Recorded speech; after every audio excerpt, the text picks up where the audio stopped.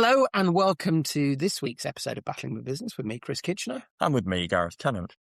I think we've been forbidden, Gareth, to use the phrase emergency podcast, both because every other podcast in the world uses that phrase and because I think the topic we're going to talk about today, if it really was an emergency podcast, we'd be doing one of these I was going to say every day, but at the moment it's twice a day, 2 or 3 times a day, as indeed many other podcasts are. But that said, the conflict that is going on around at the moment is fascinating and concerning. Now, as with many of these episodes, I suspect we are going to touch on politics at some point. But again, that is not what the purpose of this conversation is about. It struck me that there are some really interesting things for us to discuss, which perhaps are real world, I was going to say proof points, but real world discussion points on some of the topics we've talked about. So particularly what started this was when I bumped into you, we looked at each other and I could see in your eyes, this was the classic. You were going to ask me, so Chris, let's see what you've learnt. Is what's going on in the Middle East or with the American forces, is that strategy or tactics? And there was that. I think it would be great if we could have a conversation about strategy versus tactics. And are we seeing strategy or are we seeing tactics? But the other piece is, irrespective of the answer we might come up with, there are people, I suspect, with diametrically opposed views to us who say, you don't understand, you're completely wrong. And so I'm in a world where black is white and white is black. And one opportunity or one possibility is for me to say, you're all wrong, you're all crazy. The thing that hopefully this podcast has taught me and what I want to do is to say, well, maybe it's me. Maybe I'm wrong. Let's go look at this. So there's those two things of what's going on, what's happening, what do we think is happening, where do we think it's going. There's probably a little bit of, because we won't be able to stop ourselves, what we think is going to happen and will be inevitably as wrong as a wrong thing. And then this idea of, are the principles we have talked about and think about, are they wrong?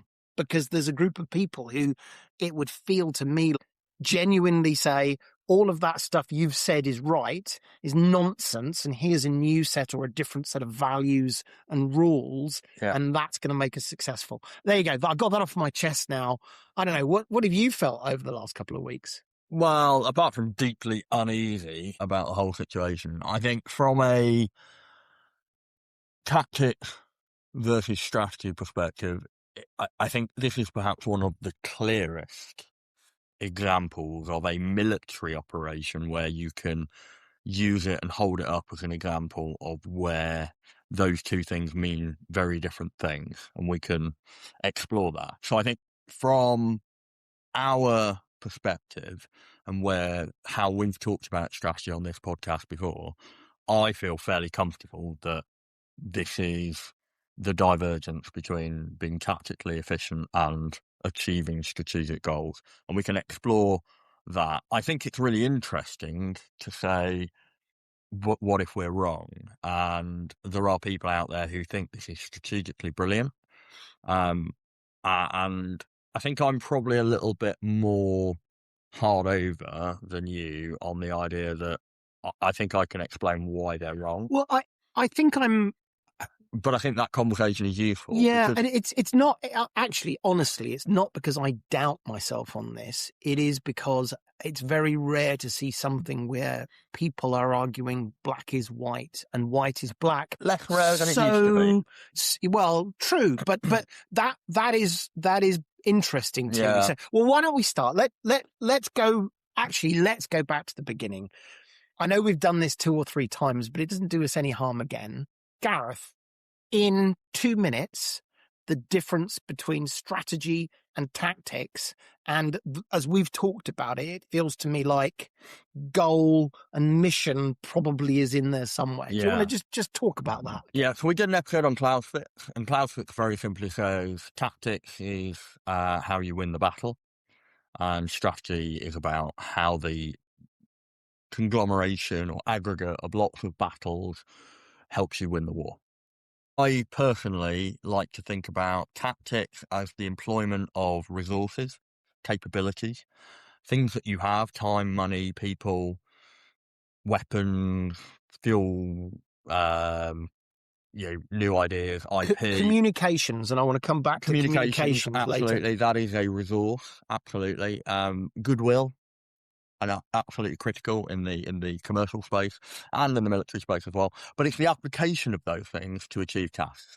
So it's a fairly linear thing. I need to sell X number of products. I need to convince an audience that my product is better than the competitor. I need to complete this project on time and on budget. Those are I want to tactics. stop someone attacking my airplanes when I fly over, so I will blow up an anti-aircraft position. Yeah. Strategy, and if you think about those as sort of building blocks, strategy is then the design for the building, the thing you're constructing. So I define strategy as achieving one or more goals over the long term under conditions of uncertainty. Long term is a subjective thing, and it could be long term is by the end of today, or it could be 10 years hence, or it could be 6 months' time. It doesn't really matter. The point is more about the uncertainty. It means between now and then, stuff is going to happen that is out of my control, that I probably am unaware of, that I can't necessarily or certainly easily understand, or certainly understand the causes, but I might be able to understand the effects.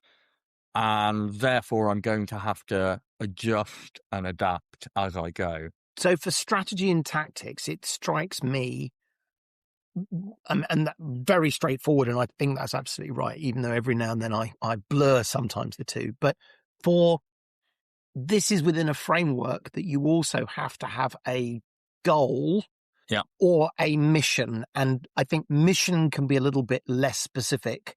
But the point is, you have to have tactics to help you with a strategy, and you have a strategy to achieve a thing. Yeah. Can you have a strategy without a clear goal or mission? Because I think that's where we're going to land today. I think that's where, if you got in a room with people that said, no, there is brilliant strategy in the Middle East at the moment, you might argue that you don't need to be clear about the goal. So there's a difference between not having a goal and not being clear about it. Strategic ambiguity. Yes, we should come back to that as well. Strategic ambiguity is a very valid tactical tool for the achievement of strategy. Not telling other people what you're trying to achieve and hiding that is sometimes a useful thing to do. Not having a goal at all, I would say, under the definition I've given, makes it impossible to do strategy, to be strategic, because you can't evolve as you go and adapt. You end up being just pushed in the direction of circumstance. So I can't remember which, I think it was Seneca, but one of the Roman philosophers once said, if you don't have a destination port, then your ship just gets buffeted by the winds of change, or something like that. I'm paraphrasing. So next question then, and what I might do is, and I'll put my hand up, which works really well on a podcast. There might be times when I sort of play devil's advocate on some things, but to be clear, there's no devil's advocate yet. But the next question is, and again, I think this is relevant to where we are today. If you said to someone who perhaps didn't sort of support our position, they might say that the US government has made it very clear what the goals are. And we might argue a bit about that, but what they would say is, here are the 5 different goals we want to achieve. I think they've talked about regime change. They've talked about degrading the military forces to a point where they can't threaten the Middle East. They've talked about destroying missiles. They've talked about nuclear, all these kinds of things. Yeah. Do you get to a point where there are so many goals where you don't have a goal? You've just said a bunch of things, and that, by definition, you've just actually now described a bunch of tactics. Well, I wouldn't even call them tactics, but I don't think there's a defined number where if you have more than X number of goals. You get what I'm trying to say, though, don't you? But I do think every additional goal you add you are adding a level of complexity to the challenge, probably exponentially. So if you have one goal, it's easy to focus on how you're going to do So that. if the goal was to stop the nuclear development, Yeah. that's a very clear and narrow goal. And it's measurable and it's tangible. And yeah, I think there is no definitive, you can't have more than one goal or you can't have more than 4 goals but the more you have, the harder it is. But what I would also say is one of the fundamental principles, and we call these the principles of war, is selection and maintenance of the aim.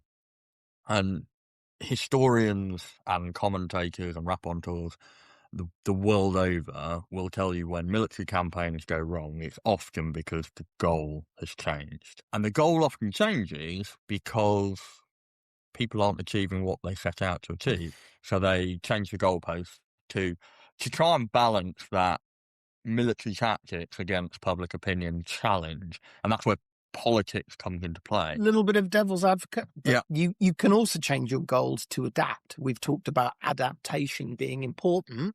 That presumably there are cases when that makes a lot of sense. We were going to do this, but we now realize there is a greater opportunity if we do that. So I think there's 2 possibilities. One is if the situation fundamentally changes, that you see an opportunity that didn't exist before, there is inherent danger there because what you end up with is mission creep. And the thing about strategy is you're dealing with complex situations. The things that are unfolding are often out of your control.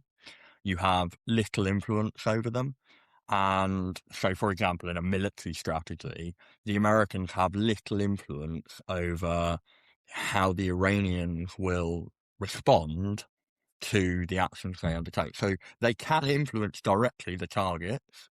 They can't influence the population of Iran as a whole. So there are things that you have to judge and then watch how it actually unfolds and then adapt. And that's what I mean about adaptivity in strategy and being adaptive. If you start to change your goals because you see new opportunities, that may well be because you haven't seen the oncoming complexity, and actually you're going to end up mired in overreach, mission creep. It becomes very, very sticky, and you can get yourself into a lot of trouble. The other time that I think it's probably okay is strategic failure. I cannot achieve my goals. I recognise I cannot achieve my goals, and therefore I am strategically reassessing this whole situation. A la, I've lost the war. So if you think Germany, 1945, they had to make a strategic decision. Adolf Hitler, the coward that he was, killed himself so he didn't have to deal with this. Germany then has to make a strategic decision about how does it go forward.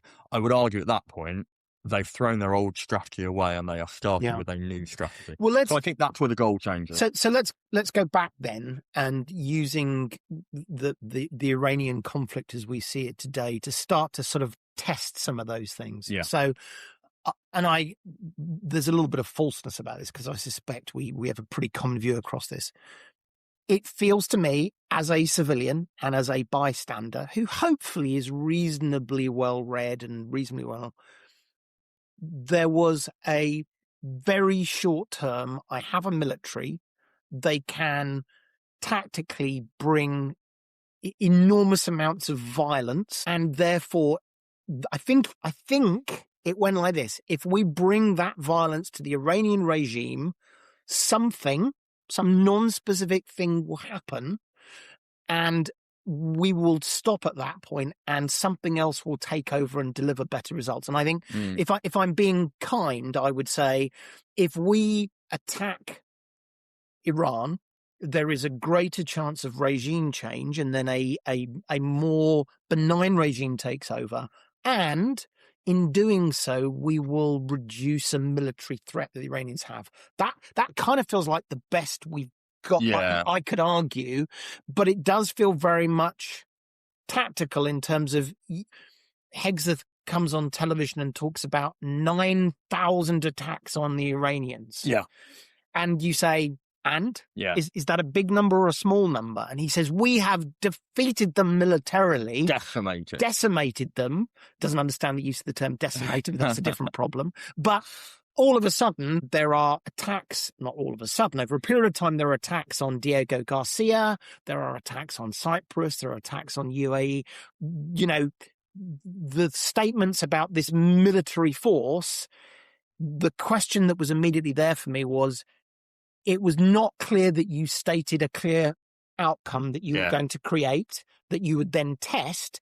And then we'll come on to this in a second. I think the bigger problem is, what were you trying to achieve? And then there's a further problem, which I think is really interesting to talk about, which is, what were the second order effects, and had you considered those properly? Yeah. Because my sense is, I would imagine President Trump sat down and said, can we destroy Iran? And the military leaders said, we can do these things, brackets, destroy Iran. And he said, great, we'll go do it. Yeah, but what happens when that happens? Or what happens if that fails? We're getting, anyway, tactics. Yeah, so I think, firstly, it could be that all of the military activity is to achieve a domestic strategic goal politically. Yes. And we shouldn't discount that, whilst also being very guarded against buying into conspiracy theories and making connections that don't yet exist. Even if that's true, though, we're moving towards your realms of, if you have too many goals, you have no goals. Potentially. If the sole aim is to keep the headlines positive, and then absolutely. If the aim is to distract from something else.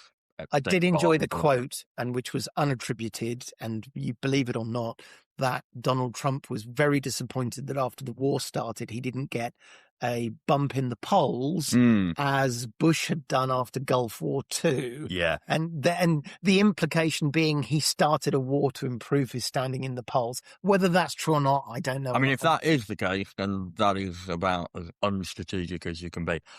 What I would say about the actual military campaign is, history has proven, since the invention of flight and the weaponization of the invention of flight in the First World War, right through to now, and we're replaying an old record, you cannot win a war from the air. There is a challenge for dominant military forces, those that have a massive hard power advantage over their adversary, that you become enamored by your own military capability. So America, by an absolutely huge margin, has by far the objectively and measurably largest and most powerful and most capable hard power military force in the world. That said, we have also seen for the last 70, 80 years, the use of that hard power coming unstuck. It has limitations. It has huge limitations when you take the war amongst the people, i.e. you attack somebody on their home territory and expect them to fold and give up, for a whole host of reasons that we can, if we want, get into. Secondly, the idea of attacking from the air sounds really, really nice, because effectively you're de-risking your own military force. And politically, body bags is bad. I mean, it's bad anyway, but politically it drives if 10 people die in a conflict, that's one thing. If 10,000 people die in a conflict, that's a very different thing. And so where America, and we did this to an extent in the Second World War, where we can put metal instead of steel, people, not flesh. Yeah. If we can put money instead of people, we will put expensive munitions into places rather than boots on the ground. The reality is, and we know this, and the military planners in the Pentagon know this, that you can't win.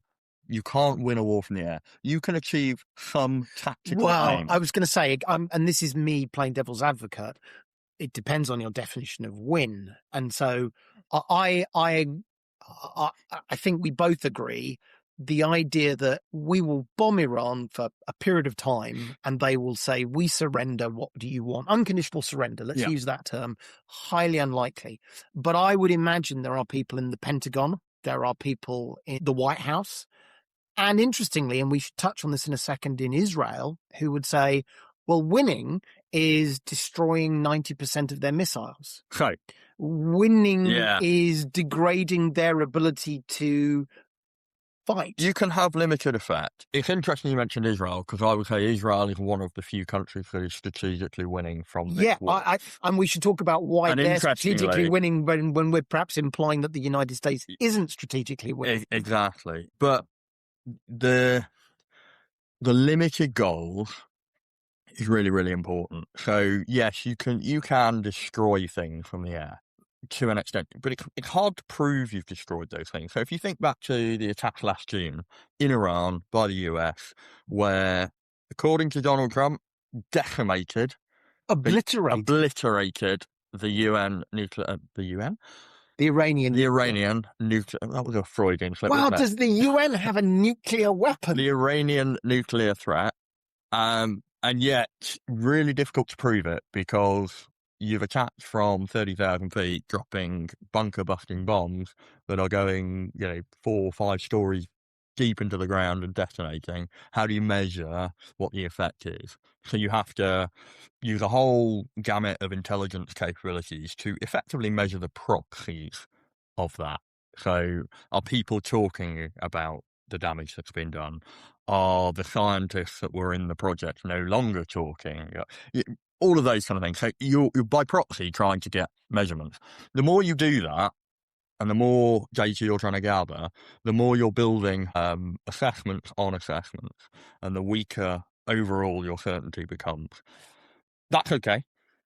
If your goal is to set the nuclear program back, then you've probably achieved that through a tactical action, and you've had a tactical effect. You've set back the nuclear program. Now, that might be for a strategic purpose of strengthening your negotiating position, Or delaying. or buying time for something else. Or so it's what I'm not saying is that there is no utility in air power. Air power is fantastically useful, but it is not the sole strategic device. I think, to start to bring these two things together and maybe start to give this evidence, which is, I would argue, there isn't a clear, repeatable, singular strategic goal for the United States. What we have seen is there are multiple goals, and they seem to change over a period of time. So one of the goals was regime change, and then it was not regime change, and now we're hearing the regime has changed, which I think is a bit ridiculous. But I think what's interesting is those goals aren't necessarily changing in the strategy.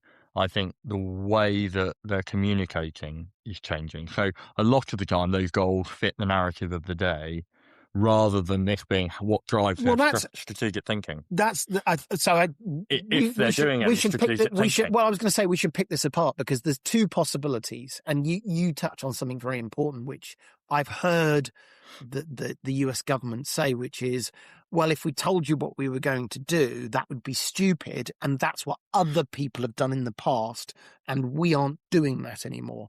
So if there was a very clear strategy with a very clear goal that was communicated to the right people, that's one thing. And then what you tell the rest of the world, you can do what you like. That's what the implication from the US government is today. But if that is the case, or they don't actually have a strategy, and what you've got is a group of people saying, well, when I'm asked what the strategy is, I'm going to have to make up is the wrong word, but I'm going to have to tell you something that's plausible. So on Tuesday, I'm going to say it's regime change, and on Wednesday, because the president has said it's nuclear, I'll say nuclear, and then on Thursday he says something else. So. And there's two things that come as a result of that. One is you end up chasing your tail and chasing the error. So if you are fitting your narrative around what fits the current assessment or facts on the ground best, I'm getting difficult questions about why we've gone in with such excessive force. Well, now I'm going to talk about regime change. Well, now I'm getting difficult questions about how regime change isn't happening. Well, now I'm going to say that was never the goal. The goal was destruction of their hard power capabilities, their military. well, now they've closed the Strait for Hormuz, and I'm now getting difficult questions. Well, now I'm going to say, well, actually, it was never just about removing the military. Look at what they're doing. This is why we're going in, because they're bad people. Well, what you're ending up doing now is playing whack-a-mole. You don't have a strategic end state. You end up being driven by the public opinion, and therefore you play this really dangerous game. You fit the facts. You fit the facts to the narrative, and you fight the war because it's popular. And then you end up, when it's not popular, leaving the situation. Or fighting the war to try and make it less unpopular. Yeah. Because I think all of these things, Yeah. I think we've sort of weaved around this. My sense has been this is not a strategic conflict, i.e., the president did not say, here are the 3 things that I wish to achieve. Yeah. And after a conversation about what does that mean, because again, you would define it, the military went away and said, here is a plan to achieve that. And here are the indicators that tell us whether we're successful. By the way, now we're going to red team it. And here are the 3 other things that could happen. Yeah. Mr. President, we'd love to understand your thinking. It doesn't seem to be. It doesn't. It seems like it was we're going to bomb them for 3 days and then great things will happen because, I say they will. And this is in the parallels to the Russian invasion of Ukraine, where largely because you've got strong men and they are men, and it is often men because, well, it's always men, in fact, because I think we're power hungry, irrational, and we make terrible decisions based off testosterone. But you've got strong men who are surrounded by people who are too weak to stand up to their power with truth. By the way, through planning.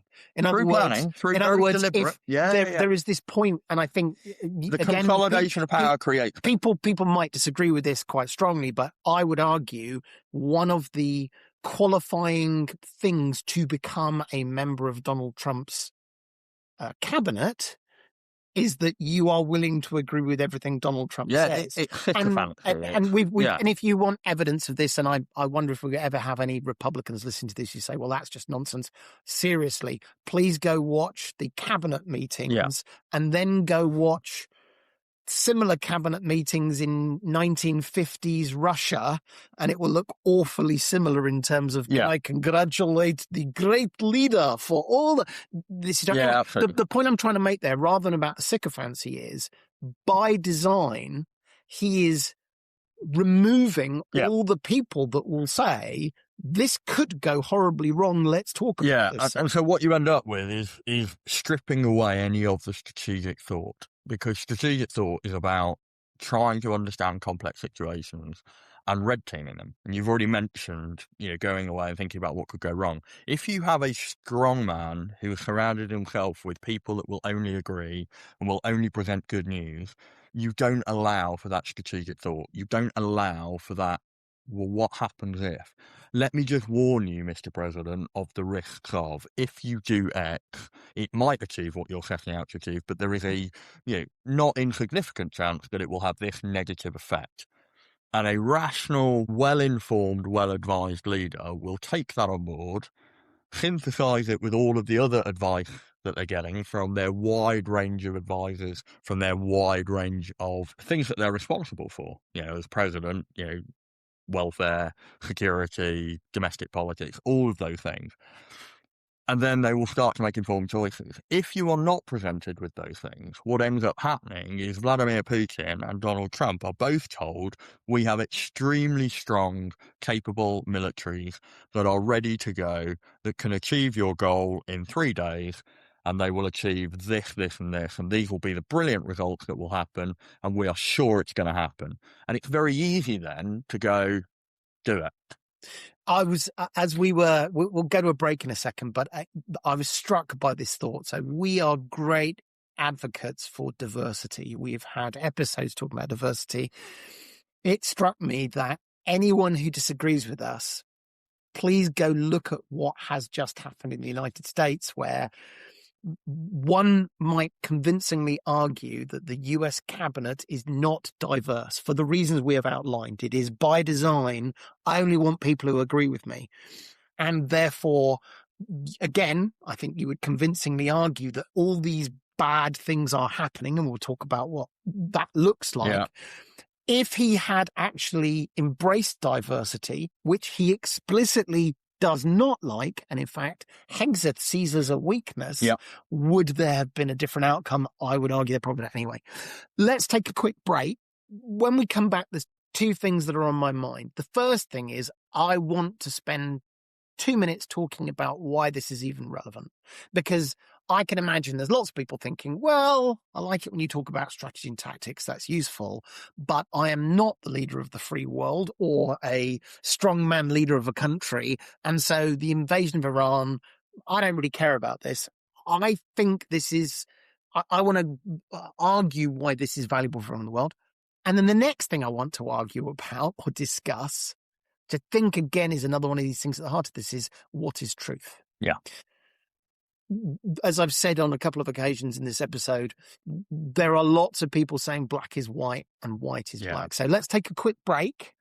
We'll see you after the break, and we will tackle the really easy topic of what is truth. And Thomas Aquinas will be joining us for that. Excellent.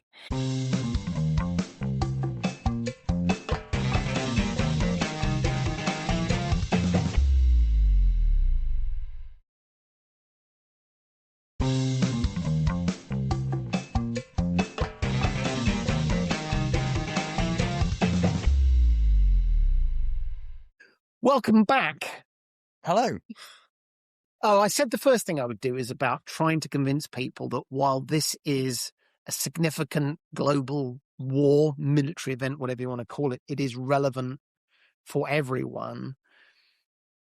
I think this is a very extreme example, but I really genuinely believe that it touches on all the principles we've talked about. As I said just before the break, diversity is how you think about the things that might happen that you can't see or you don't want to see. Well, I would say diversity enables you to think. Enables you, certainly. Diversity is in itself just having different perspectives. The importance of strategy versus tactics and having a goal. And I've been in executive teams where these things get mangled and the focus becomes the wrong thing. So I've seen the executive team equivalent of, we have destroyed 9,000 things and therefore we must be doing brilliantly, as opposed to what was it we were trying to achieve and is this the right way to do it? So genuinely, while this is extreme and confusing to some degree, actually, if you scale this back to every day, I don't think it's any different to what we do every day. People who say,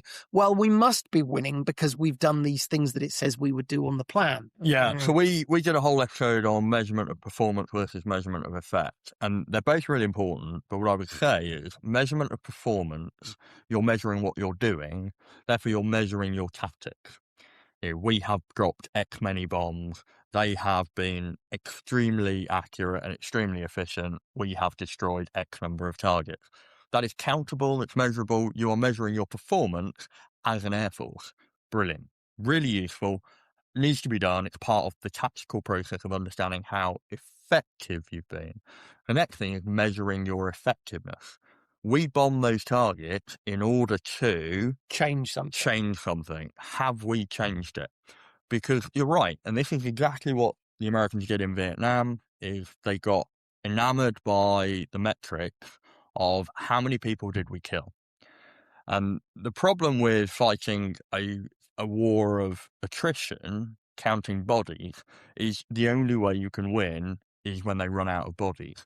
And Vietnam was not a war of attrition. Vietnam was a war of hearts and minds. It was a counterinsurgency war because the Vietnamese were fighting for their homeland. So you can only win if you're counting bodies by killing everybody. I think we bring it to the Gulf. I think we have a really interesting and excellent example, which is the statement, we have destroyed the Iranian Navy. We've destroyed, I can't remember how many boats it was they've destroyed, 80 boats, 70 boats. Yeah.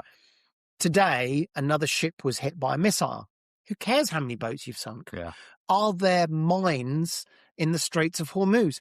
Who cares how many boats you've sunk? Yeah. Your point being is counting the number of boats you've sunk. Yeah. Actually, it turns out, doesn't tell you the effect that you have had. You might argue there are fewer ships that have been destroyed, but that's not what they're doing right now. No, and it's perfectly valid to say beforehand, we want to increase security in the Straits of Hormuz. That is one of our goals that is going to achieve our strategic success.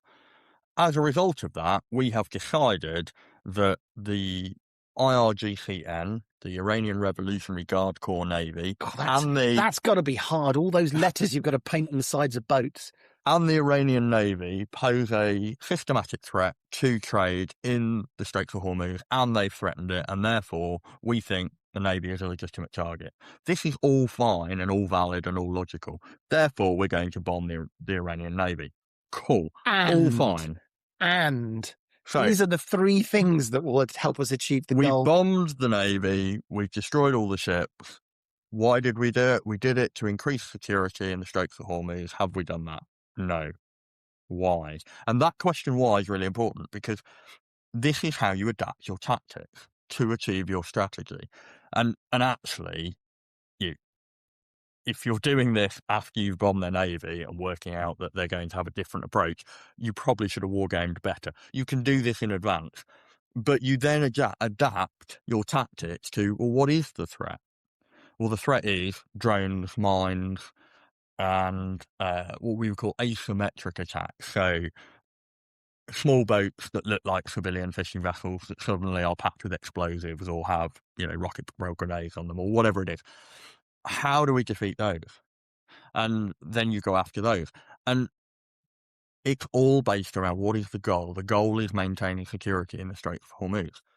If you extrapolate this out to what am I trying to achieve in the whole war, in the whole campaign, you can then start to measure what you need to change. You can see where the enemy is adapting, because it's an adaptive system. War is a competition. Well, you measure the effect. And therefore, how many ships are being attacked or sunk. You can update people and say, we went into this thinking this, and actually we've seen the enemy react in this way. We anticipated that, and we're therefore doing this instead. Or we didn't anticipate that, and as a result, we are now shifting our tactics. And what that allows you to do is explain why not every day is good news. If, however, you don't have that chain of logic, you don't have a goal at the end, then you feel far more pressed to only deliver good news. And therefore, when bad news happens, and things do go wrong in war, the enemy gets a vote, they get to attack you back, people die, things do go wrong. But when that happens, if you don't have the logical chain to say, it's okay because, it's a tragedy, but on the whole, we are still winning because X, Y, and Z, then all you end up doing is fighting in the narrative battle, in the press rooms. You end up on the back foot saying, well, this bad thing, it wasn't bad because, or just denying it, or blaming the press for bringing up bad news. Well, let's move on to a pretty tricky, slippery topic, which is about truth. It feels to me, and I'll be honest with people listening, my wife is now fed up with me screaming about this. I shout about this when I see this. I'll put it nicely. Truth is hard to find these days. And I'll give you a really specific example of that. The statement, so the war kicked off, or the excursion as Donald Trump calls it.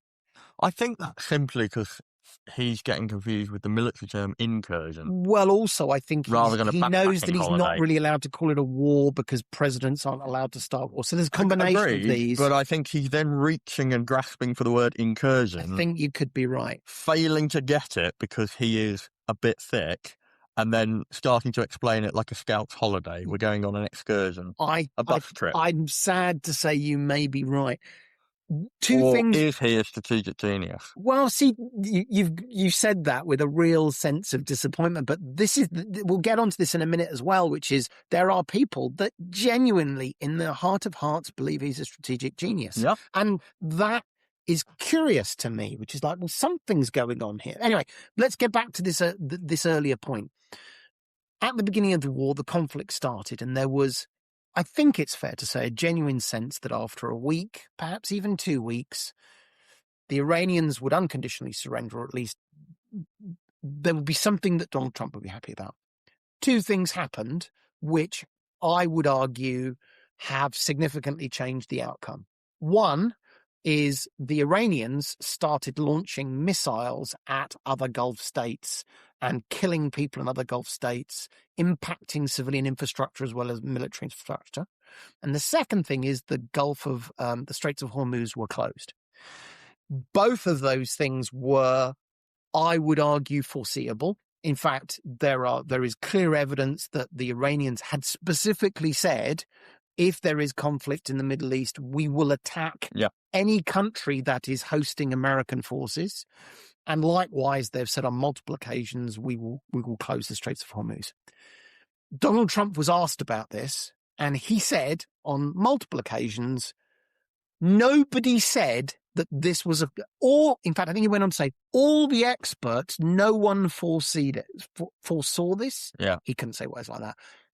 That to me was arguably a lie. Yeah. A straight up lie. There is one alternative, which is almost even more terrifying. But the first one is people told him, he chose not to listen. Or not to understand. Or not to understand. Yeah. Or he purposefully chose not to understand, or he was not clever enough to understand. And when he was questioned about this, the way to do this was to claim that no one told him. Yeah. Or, as we have discussed, he literally made sure there was no one there to tell him that this was a possibility. But this to me is another one of those things which I find very difficult. And as a lapsed Catholic, you generally tell the truth about things. So I'm sure this would be the case if I was the Prime Minister, I would say, I just didn't imagine this was true. I didn't believe it was true.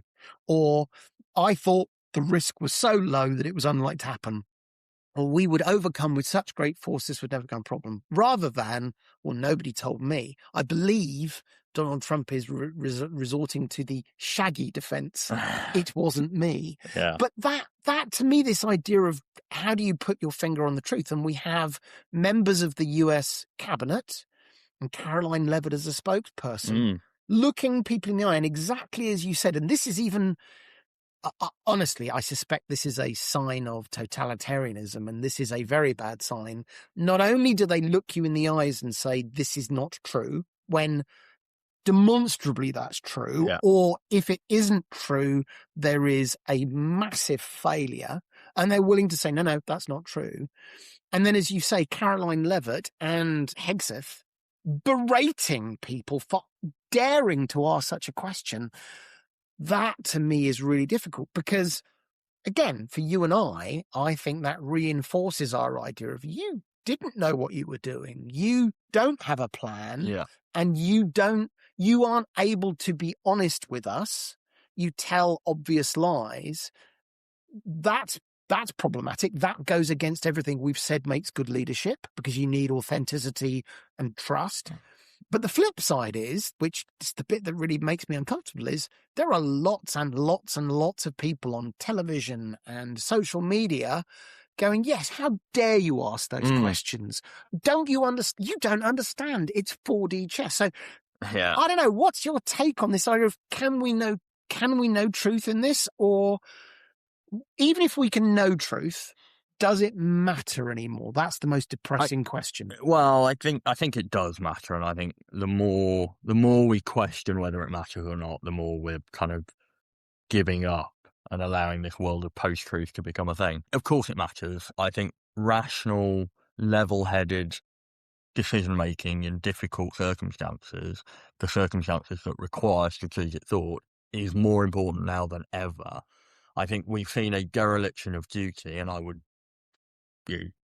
going on the record to say that, from the White House and from the entire Trump administration.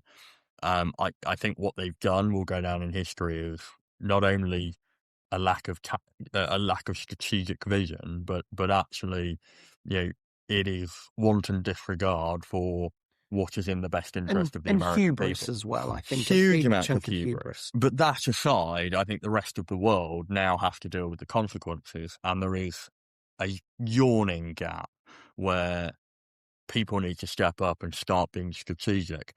The challenge now is that we're now playing this game of 4D chess or poker or whatever analogy you want to use. And the rules have changed somewhat in that the Americans used to be, they weren't perfect. There is a litany of, tactical and strategic errors throughout history, but generally on the right side of the international law, on the right side of morals, values, and having a strategic vision for the world. They're not now. And that means Europe has to ask some really difficult questions. Individual leaders across Europe have to ask some difficult questions. The Canadians, the Australians, the Indians, South Americans. There are some real strategic challenges that come as a result of there being a total lack of strategy from the most powerful nation in the world. Maybe this is sort of howling in the wind. Is it possible for us, do you think, to hold people to account for not telling the truth? Because here's what I fear. In 2 years' time, when hopefully this will be over, the people who broke the rules and did the damage will quietly scuttle away. And so the next time someone decides truth is not important, they get to just do it again. Yeah. And this is a very emotional thing. The fact that Caroline Levitt can stand up and say things which are demonstrably false, Yeah. and there is no recourse, that makes me sad. I don't know what the right word is. Yeah, it is sad. And I don't want to overplay the 1930s Germany to current US analogies, but there are some striking similarities. I would say people were probably asking the same questions of the rise of Nazi Germany, and who's going to hold these people to account in the late 1930s. History did eventually get there. I don't know whether that will be the case here, but what I would say is there's a difficult line to tread, because ultimately we live in a Westphalian sort of state anarchic system where the international system is held together by a whole load of states who only have their own internal frameworks for holding power to account. So can you and I do anything about it? Not a huge amount. Can the American people and the American institutions? Potentially, and we will see whether they survive and whether they're strong enough. I think they probably are, but I get a sinking feeling more and more every day as they get more and more eroded. Well, to your point, the thing that makes me worried is so many rational, sensible people then say everything's great. Yeah. Well, you would say this. But what we have to do as Europeans is we have to prove that America is an anomaly and that it's not helpful for the Americans, because what we don't want is people to replicate and copy that behaviour because it looks like a shortcut to power. So if we can prove that actually by being rational, by having consensus, by having institutions that can allow for strategic leadership, in the long term is more effective. And we know it is in the long term. We know this is doing quite significant damage to America. Well, then actually these things are less likely I think to happen. one of the challenges with these situations is, you said it's obvious that there is a better way, which I agree with you, but I would suggest that people who disagree with us would say, well, that's just subjective. But that's a different, we verge on, same thing. We verge on philosophy here. I want to shift it for a second here, because hopefully you've gathered this from our conversation. I don't think either of us think that there is a clear strategic goal for the United States, a well thought out plan, and, for want of a better word, a coherent structure, rules-based structure to achieve it and do it in a way that is the least damaging to the rest of the world. That's sort of a summary. But I want to shift now, because we talked about this probably about 40 minutes ago. I would argue there is a country that has done jolly well out of this, and that strategically you can tick probably a bunch of boxes for them, and that is Israel. Yeah. I think this is probably the most political thing we'll say, and there may be people that agree or disagree. I don't think the Israelis are as loud about their strategic goals. I think they are just quietly getting on with things. I think their strategic goals are to set back the Iranians as far as they can, and a bonus is regime change. A bonus is we have destroyed them so they won't come back for 20 years. But honestly, this was going to be the only chance they were going to have with the current US government to inflict that much damage on an enemy they believed provided some degree of existential threat to them. And in that sense, I would suggest whatever happens next, they achieved those. They have already achieved those goals. Yeah, it's interesting, isn't it? So, firstly, you're right. Israel is strategically in a very different position to the US. So, where the US, this is very much an expeditionary operation. It is the Americans going over there to do this to the Iranians. For Israel, this is their existential fight. And we can argue whether it is existential or not, but it is the fight against perhaps the largest of many threat groups and enemies to the state of Israel. Prior to this happening, so about a month ago, Netanyahu was in a fairly difficult place, although having done the magic trick of rebounding from a domestic political crisis off the back of the horrendous October the 7th Hamas attacks in Israel and then the subsequent Hamas-Israeli war and then Lebanon-Israel, had created quite a fierce opposition and was falling back into the political difficulties that he was prior to that war.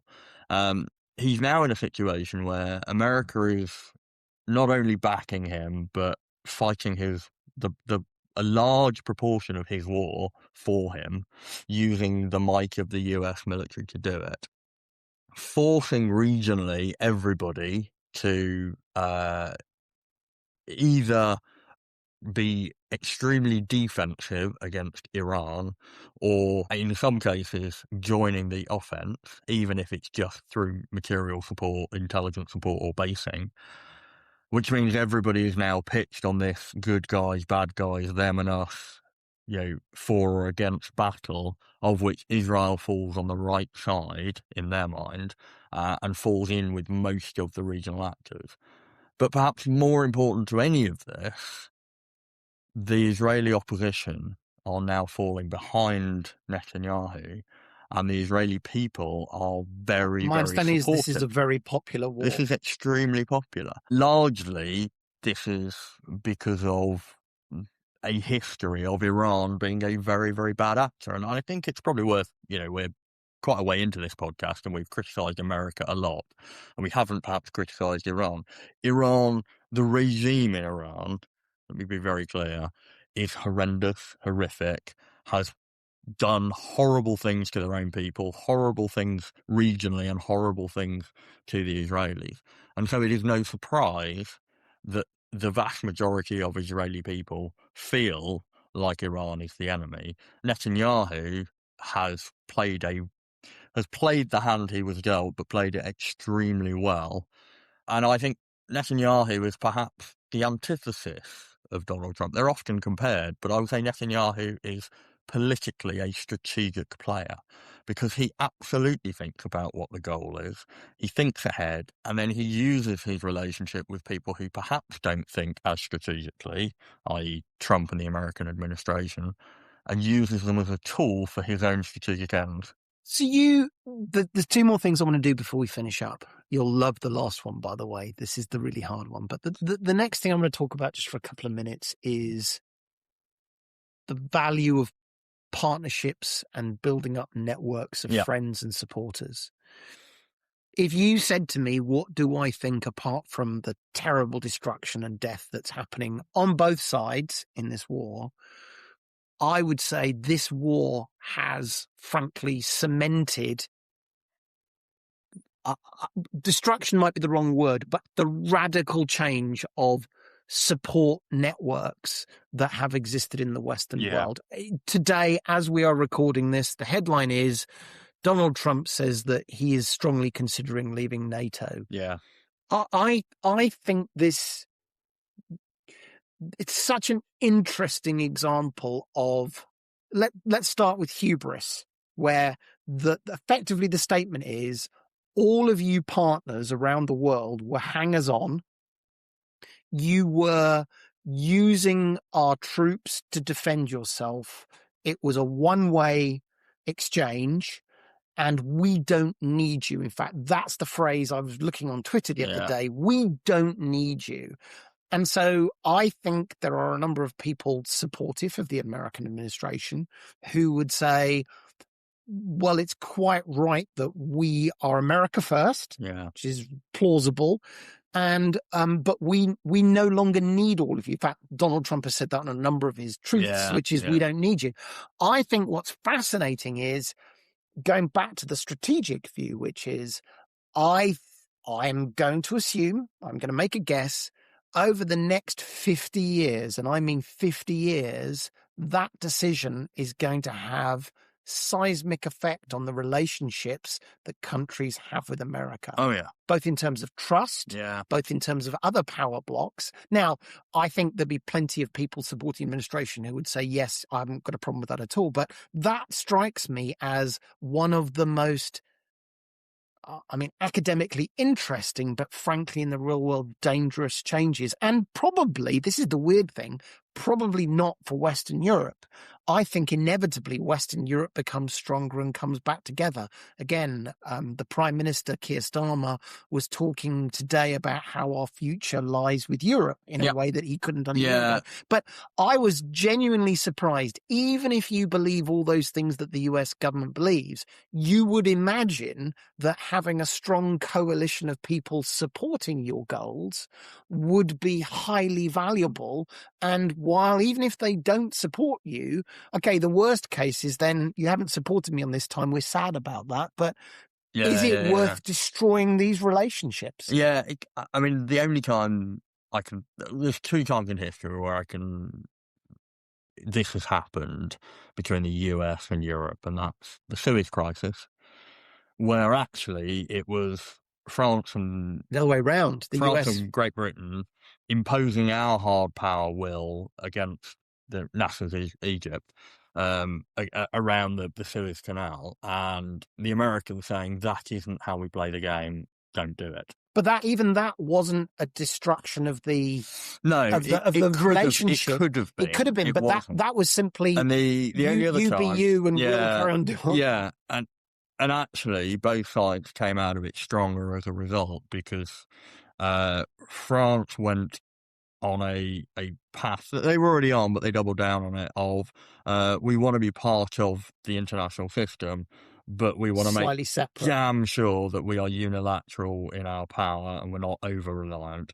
The UK doubled down on we need this special relationship, so we're going to do everything we can off the back of Suez to make sure that the Americans need us. And that served us very well up until this point. The second historical example I was thinking of was Vietnam, where I think it was Wilson at the time, but whoever the Prime Minister of Great Britain was said, we're not getting involved.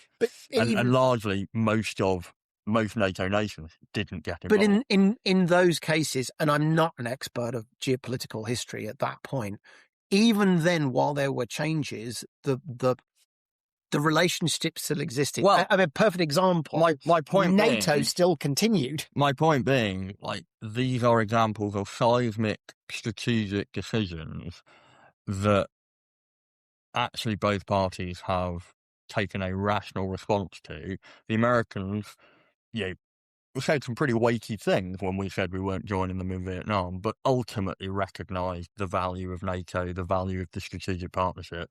And we largely look back at Vietnam as an American, aberration and not a seismic shift in international relations between Europe and America, because we recognise the value of these relationships.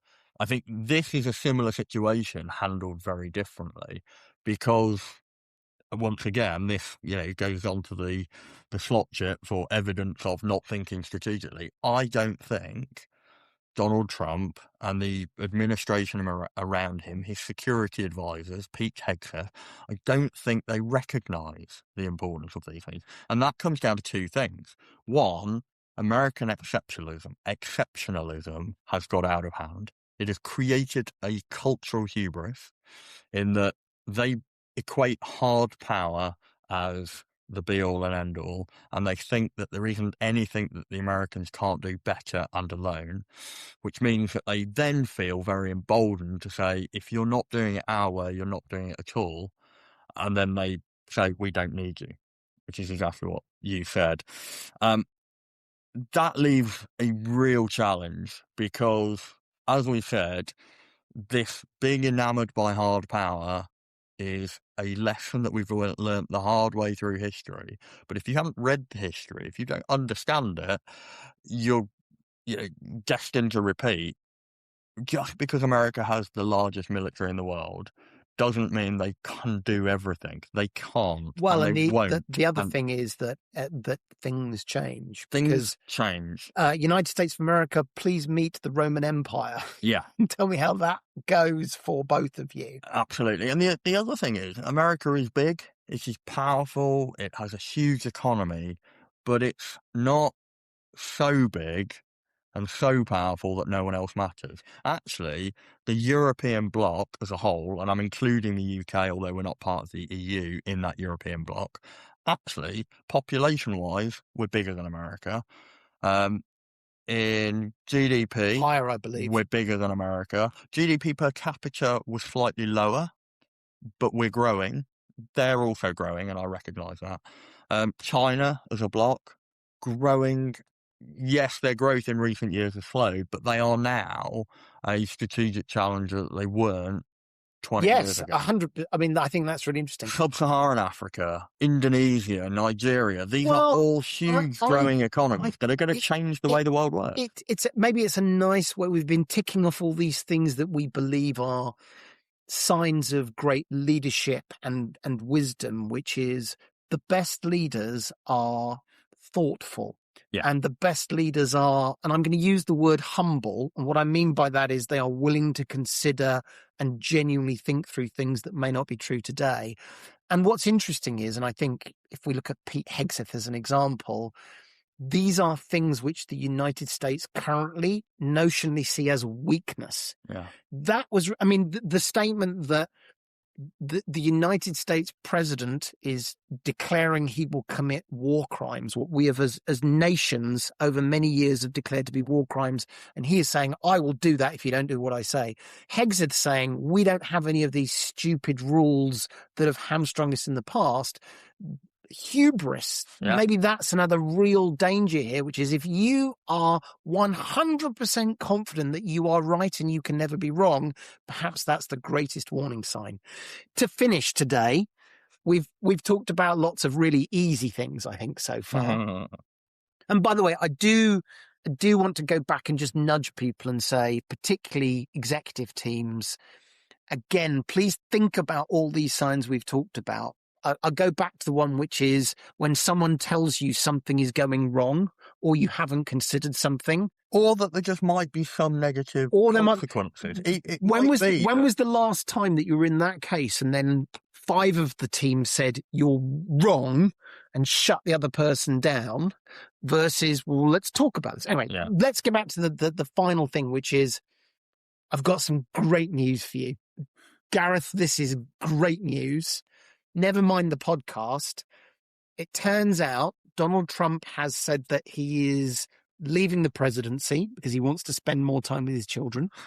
I know where this is going. And the US Congress and House have changed the law that says that now you don't have to be American to be an American president. And then there was a populous, you are now the president of the United States. Wow. You are not Donald Trump. No. You are a new person. Yeah. I don't know what your politics broadly is, but you are the president. Mr. President, I'd like to give you a daily briefing. You've probably been watching the news. This is what's going on in the Gulf. What will you do, Mr. President? What would you like us to do? What do we do next? And I've sort of teased you with this. I don't know the answer. I mean, I'll have a go in a minute of what I might do but of all the things in history that I've experienced, there seem to be kind of a 4 or 5 things you could do, and they might be radically different. You might disagree or agree.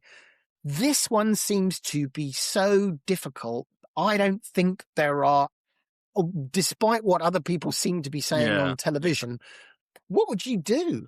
Yeah, so I think firstly, I would use the new administration as an opportunity to reforge relationships. We've talked about why relationships are so important, and one of the key relationships would be that of the United States and Iran. I've already said Iran is not or the regime is not a nice regime. They act as if they have religious authority, but they effectively are a family Autocracy. It's a dynasty. Through autocratic execution of violence and repression, hold on to power and are preventing Iran, which has the opportunity to be a hugely powerful, positive actor in the region and globally, and a huge economy. They have lots of natural resource, lots of skilled workers. There's no reason that they shouldn't be thriving, other than the fact they've been strangled and repressed by this autocratic regime since 1979. So I would use that as a start point to rebuild. What would that look like? I don't know that I would say, right, predecessor was completely wrong. We're withdrawing completely. The war is over. As long as you don't attack, we won't attack. But I think I would do a de-escalated climb down, where it would be a graduated proof of if you do X, we'll do Y, to get back to at least a state where the regional parties, Iran, Israel aside, the rest of the regional parties feel secure.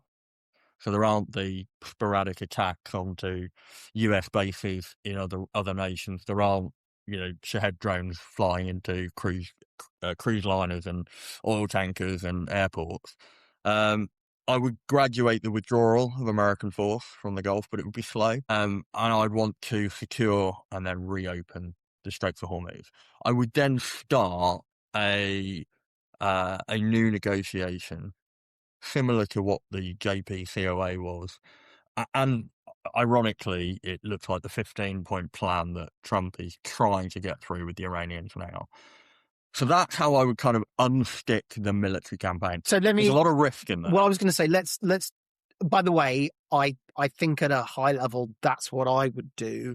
I think there might be some variation where I'm not sure the US is the right group of people to have those discussions, because honestly, I'd imagine the trust simply, understandably, is not there. Yeah. The bit that's sticky for me is if the Iranian regime says, look, if you'd have done this 6 months ago, we might have talked about it, because things weren't looking as good for us, and de-escalation is a good thing. The fact that the Iranians have closed the Straits of Hormuz and to date have demonstrated they now control the Straits of Hormuz. The thing that worries me is if an Iranian regime said, that's Gareth, that's great, and we love your movement, and you know what, less and less, but let's just be clear, we now own the Straits of Hormuz, and you will pay us $2 million for every ship that goes by. And we have and by the way, we're going to we are working on the assumption that you are going to attack us at another point. And so we don't really care what you say. I think this is the challenge. There's a rational answer from the Iranians, which is up yours. Yeah. So this is where, when I was talking about hard power, soft power, I think this becomes really important. So we also have to recognize Iran has suffered horrendously in terms of hard power losses. So their military has been severely degraded. No, I didn't say decimated. Severely degraded. They are hemorrhaging cash. This is costing them more than it's costing everybody else. It's costing us all, but it's costing them a lot. And whilst they potentially have dug in and their grip on power has tightened, I would say the fragility has also increased. So they're not in a good position to be making demands like that. And I don't think they could hold the Straits of Hormuz. Well, but I think they could they could potentially continue to harass. But I think with international cooperation, actually, you could get to a point quite quickly where you can reopen the Straits of Hormuz. I think the challenge at the moment is that nobody wants to do that because they don't want to get dragged into the larger war. So I think once you take that off the table, say this is all defensive now, but by God, it's defensive and we will not tolerate, I think the challenge becomes the proxy forces. The proxy forces that Iran has cultivated for the last 50 years actually have been severely degraded in Lebanon through both wars, but Israel has expanded into Lebanon both in the Hamas war and now. But the Houthis, for example, they have their own strategic goals. They are not necessarily just going to fall in line. So I think you'd have to be aware and make exceptions for organisations that are proxies of Iran, but be very, very clear that we're not, going forward, not going to allow them to use proxy force. So it's not going to be a peace overnight. I was about to say it's a really knotty problem. I was going to say there are reasons why the Iranians would not trust the West. Yeah. There are reasons why the Iranians would not want to do this because of one argument from them is we are in the stronger position, so we will keep it. What's interesting to me is I think at the heart of this, though, is you have to have a conversation with them. Yeah. And that's really interesting. It almost brings us full circle where we talked about truth. I am speaking with the leaders of Iran. Of course. And then in the next sentence, but the problem is I'm killing them all. Yeah. Really interesting. But isn't it fantastic that fantastic is the wrong word. Isn't it fascinating? I asked you that difficult question and in 2 minutes, you gave a thoughtful outline of an answer with humility in your voice in terms of, I understand this is difficult. There's many things I don't know. And I almost think that it's so clearly different from where we are today. Yeah. Where the reality is, given what has happened, there would have to be A, talking with the people you despise on both sides. Yeah. And B, and this is, I think this is this is not an acceptable thing to say, there would have to be give and take. Yeah. And I think this is where it feels to me the Americans are at the moment, which is it is unconditional surrender. That is the only, we're not even going to discuss things, as opposed to, I think, you talked about sort of de-escalating. If you do X, we do Y. If you do X, we will take some sanctions off. And if you do Z, we will take all the sanctions off. And if you do this other thing, we will invest in the country. These are the things which I think are what's interesting is, of course, when I magically put into the White House as a president, I don't have to worry. You're changing. I don't have to worry about how I got there. Whereas in reality, of course, you have that domestic base. Now, what's particularly interesting in this case is that actually the MAGA base is not supportive of this war. So in theory, it should be easier for Donald Trump to do different things, to climb down in a way that in other circumstances, the base has been absolutely behind him. They're not here. And so I think once again, it reiterates that point of hubris. He now believes he can just do things, and that, like the Midas touch, whatever he does, it will be brilliant and it will work out well because he knows things other people don't. And secondly, I think, and this is perhaps a glimmer of hope, although it might not be, is he's now starting to break away from his base and do things because he's going to do it, irrespective of what people say, and that might actually be an opportunity for non-MAGA Republicans, or dare I say it, the Democrats, to drive that wedge harder, and hopefully we'll have in the midterms and in the next administration, some counterweight that will create a little bit more strategic thought. Genuinely, I have no idea about what's going to happen in the next 3 to 4 years. I will finish on a quote which I read, which I thought was brilliant. And going back to this sort of the real heart of it, the leadership. And I think we've been very good about not talking about Donald Trump as much as we might otherwise have done. But I think the quote was, I don't like being around smart, successful people. I like being around stupid people. I want them to want to hear about my successes and not about theirs. And I love that, because I suspect that is absolutely true. And what makes me laugh is all the people surrounding him right now. Are they going, sorry, am I the stupid one around you? We'll find out. Hopefully that was interesting. I realize there's lots of people giving military prognostication, and hopefully we didn't do too much of that. I realize this is also a massive political hot potato, and there is real sort of polarity in terms of whether you're X or whether you're Y. What we tried to do today, and I hope we were marginally successful, was to break it back down to some of the basics and the building blocks we talked about: good leadership, trust, honesty, strategy, goals, tactics, partnerships.